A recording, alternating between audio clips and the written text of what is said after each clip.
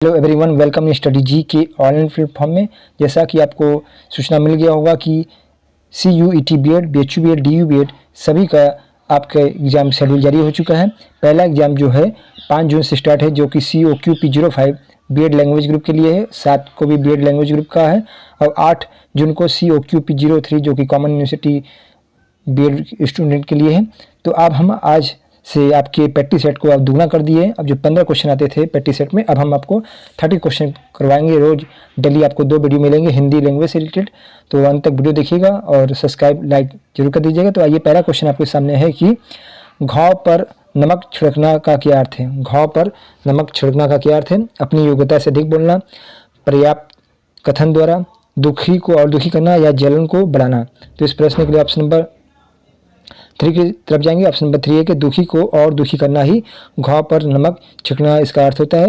Next question तो बढ़ते हैं। दिए गए विकल्पों में संधि शब्द का विलोम बताना है आपको। संधि शब्द का विलोम खोजना है आपको। समास, व्यास या अधिन्यास या विग्रह। तो आप जानते होंगे कि संधि का जो विलोम होगा वे होगा ऑप्शन 4 विग्रह। क्वेश्चन नंबर 3 ये है कि निम्नलिखित शब्दों में से कौन सा शब्द द्रव्यवाचक संज्ञा के अंतर्गत रखा जाएगा। द्रव्यवाचक संज्ञा आप जानते ही होंगे, जिसे मटेरियल नाउन कहते हैं। सुंदरता, सोना, अर्थशास्त्र या गिरोह। तो आपको पता होगा कि इसका आंसर होगा राइट बी। जितने भी पदार्थ होते हैं, धातु, मटेरियल, ये सब द्रव्यवाचक संज्ञा के अंतर्गत आते हैं। आगे बढ़ते हैं। क्वेश्चन नंबर 4 ये है कि हिंदी में स्पर्श व्यंजनों की संख्या कितनी होती है। 12, 24, 26 या 25। तो स्पर्श व्यंजन जो होते हैं वे हिंदी में कुल मिला के ऑप्शन नंबर 4 25 होते हैं। स्पर्श व्यंजन की संख्या कितनी होती है, 25 होती है। अगले क्वेश्चन पे बढ़ते हैं। आकाश पताल एक कर देना का क्या अर्थ होगा। झूठ बोलना, धोखा देना, बड़ी बड़ी बातें करना या कठिन परिश्रम करना। तो आकाश और पताल एक कर देना का अर्थ होता है कि कठिन परिश्रम करना। आपके लिए भी इस समय आ गया कि आप आकाश पताल को एक कर दें। आपके लिए इतना कठिन समय आ गया है परिश्रम करना आपको कि आप इस एग्जाम को क्रैक करके एक सीट की पक्की कर लें। क्वेश्चन नंबर 6 ये कि उसने कहा था कि लेखक कौन है। भूमिल, प्रेमचंद, नागार्जुन या चंद्रधर शर्मा गुलेरी। उसने कहा था कि लेखक जो है ऑप्शन नंबर 4 चंद्रधर शर्मा गुलेरी है। क्वेश्चन नंबर 7 ये है कि जिस क्रिया का फल कर्म पर पड़ता है, जिस क्रिया का फल कर्म पर पड़ता है उसे क्या कहते हैं। आक्रमक क्रिया, सकमक क्रिया, दिक्कुमक क्रिया या पूर्वकालिक क्रिया। तो इसके लिए ऑप्शन नंबर 2 की तरफ जाएंगे। सकमक क्रिया से कहते हैं।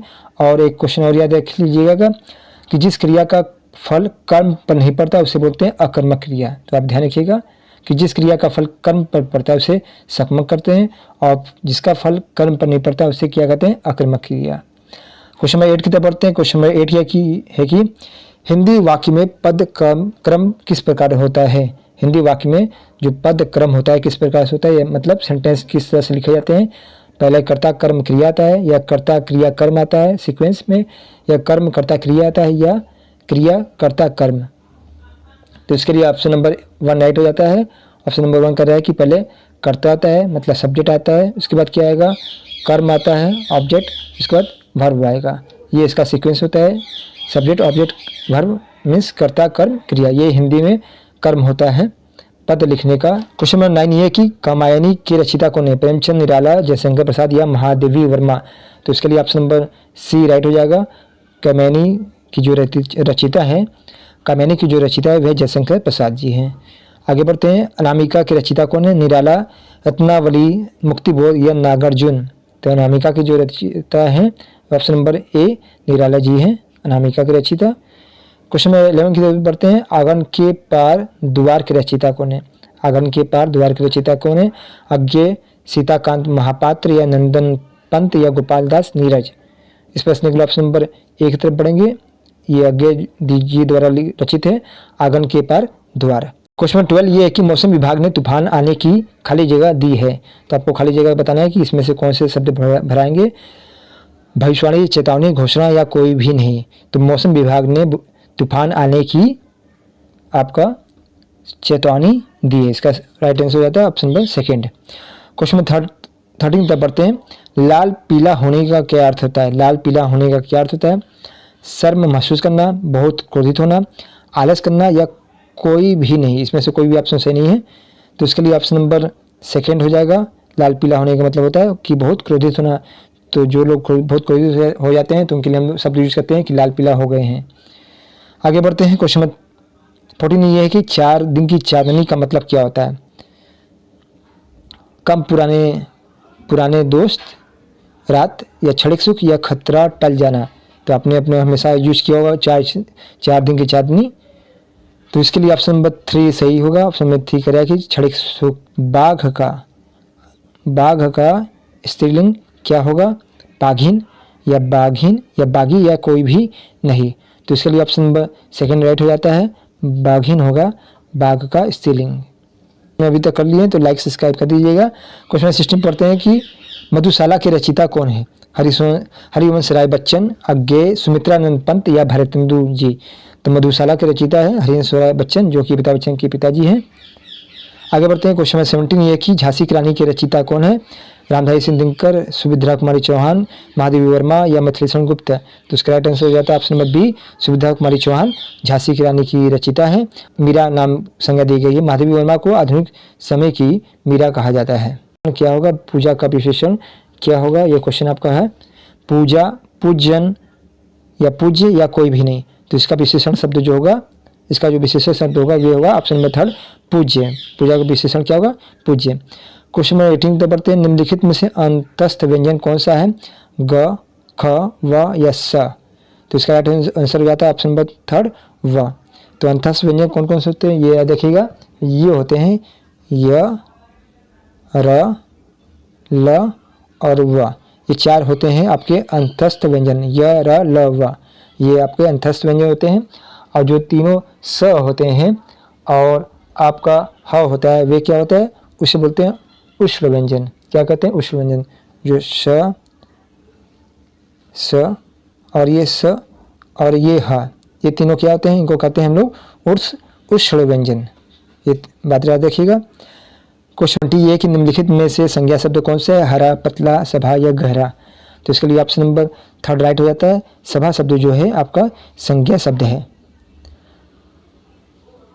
क्वेश्चन 21 है कि महोत्सव का संधि विच्छेद क्या होगा, महा प्लस उत्सव, मही प्लस उत्सव या महा प्लस उत्सव या मही प्लस उत्सव। तो इसके लिए ऑप्शन नंबर 3 राइट हो जाता है। महोत्सव का संधि विच्छेद होगा महा प्लस उत्सव। 22 क्वेश्चन ये है कि निम्न में से सर्वनाम शब्द कौन सा है। निम्न में से सर्वनाम शब्द कौन सा है, नींद, रोग, सफाई या कौन। तो इसके लिए आपका ऑप्शन नंबर 4 राइट हो जाता है। ऑप्शन 4 कह रहा है कि कौन सर्वनाम शब्द है और कौन सा सर्वनाम शब्द है इसका, तो इसे बोलेंगे अनिश्चयवाचक सर्वनाम। क्वेश्चन नंबर 23 ये है कि निम्न में से विशेषण शब्द क्या है, लड़कपन, कठोरता, उचित या परवाहट। जिसके लिए ऑप्शन नंबर 1 राइट हो जाता है। लड़कपन आपका विशेषण शब्द है। क्वेश्चन 24 ये है कि पक्षी का पर्यायवाची शब्द क्या होगा, विहग, भूधर, मीन या वृंद। तो इसके लिए ऑप्शन नंबर 1 राइट हो जाता है। विहग आपका पक्षी का पर्यायवाची शब्द है। क्वेश्चन नंबर 25 की तरफ बढ़ते हैं। 25 ये है कि जटिल का विलोम क्या होगा, सरल, कठिन, टेढ़ा या कुटिल। तो इसके लिए ऑप्शन नंबर 1 राइट हो जाता है। जटिल का विलोम होगा सरल।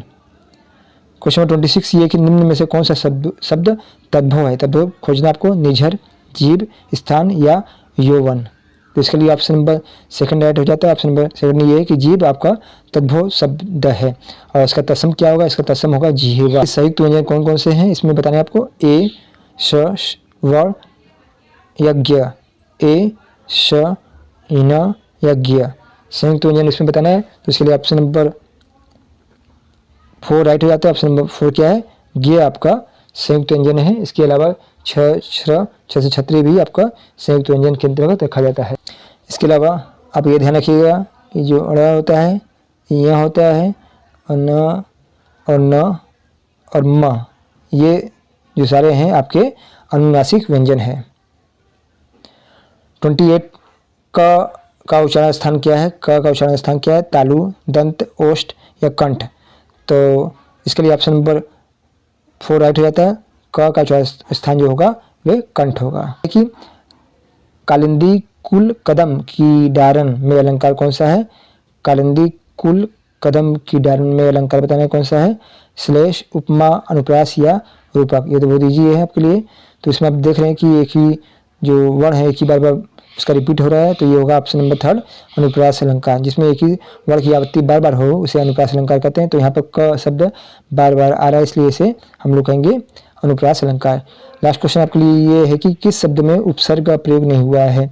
उपसर्ग में प्रयोग नहीं हुआ, अनार, अपार, अकाल या अखाद।